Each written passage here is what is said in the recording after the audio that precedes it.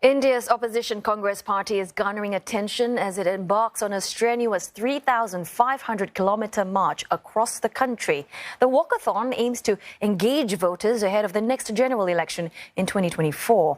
Opposition leader Rahul Gandhi and about 100 other Congress members will walk 6 to 7 hours a day, travelling from the country's south to Srinagar in the north. They plan to cross a dozen states and 2 territories over the next 5 months. Now, this will be the party's longest and biggest political endeavour in decades. Mr. Gandhi says he hopes the march will help drum up support for his party. He and fellow Congress members will make daily speeches during their walk, highlighting the country's unemployment and inflation problems, for which they blame Prime Minister Narendra Modi's government. The PM's ruling BJP has slammed the march as a political gimmick. Well, Ishan Garg joins us live now from New Delhi. Now, Ishan, Rahul Gandhi, he is a pretty fit man. I've seen him do, his push-up claps rather effortlessly. So he is going to probably complete the walk. But, for the big picture, what does the Congress party hope to achieve with this march? Is it really a political gimmick?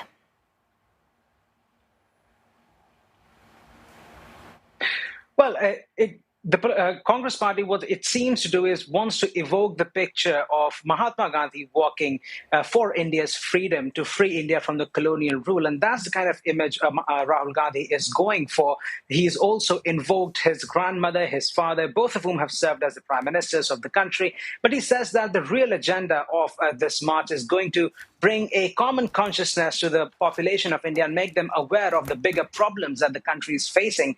Exactly the problems that you highlighted before: inflation, unemployment in the country, and also Congress saying that the BJP has created a communal rift in the country. So these are the problems that the Congress wants to highlight through this march. It wants to evoke the memory of a 70-year-old march by Mahatma Gandhi. But what many new voters are seeing here is just a political gimmick. They have seen several other political parties take out massive rallies like this, which have been popular in the past. But the concern still remains for the Congress party is that it still remains out of touch from the people, and perhaps that's the major concern it's looking to address. It's a party that's been called elitist many a times, and Rahul Gandhi's hope would be that through this march, he will be able to prove that he is much closer to the people than what his opposition parties make him out to be.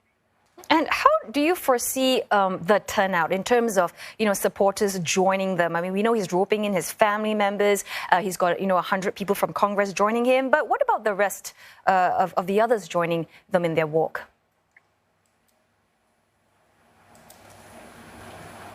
Well, the turnout on day one has been pretty impressive. Everywhere has been greeted by supporters. Now, it would be fair to say that most of the people were actually Congress workers. There were people gathered by the Congress party workers. But it's likely that as his march goes ahead, it will pick up momentum. But at the same time, it's also garnering massive criticism from the Bharatiya Janata Party, saying that, while on one hand, Congress is going on a national march saying that it wants to fix the country, BJP says there's a leadership crisis brewing even within Congress. Just days ago, Mr. Rahul Gandhi himself decided against taking up the highest post in the party, which is just continuing the leadership crisis that's present in the party itself. So now opposition party members as well as political analysts are saying that even before Mr. Gandhi takes on the BJP in the general elections in 2024, what they need to do perhaps first is to fix the leadership crisis within their own party.